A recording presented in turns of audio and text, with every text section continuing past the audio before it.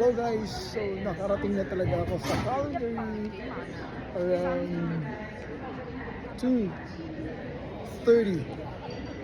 So imagine, so 1 hour nag-change na naman yung orasan ko. Ngayon, mag-u-Uber ako, tatawag ko ng Uber and then matulog lang ako saglit, then mag-grocery kunti and then 6:30 to 10 PM magtatrabaho na ako.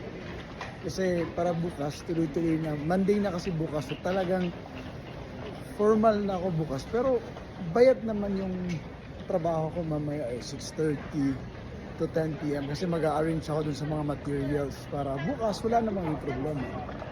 So di ba yung break ko, hindi naman ako nakarelax dun kasi hindi naman ako nakatulog eh. Wala pa akong tulog hanggang ngayon. Magtrabaho na ako. Eh, babawin lang ako mamayang gabi. Matutulog lang ako. Pero try ko matulog sa bahay kasi 6:30 pa naman eh. Tsaka 2:30 pa naman. So may 3 to 4 hours siguro ako na makatulog. So I'm very happy, safe and sound. Nakarating ako ng Calgary.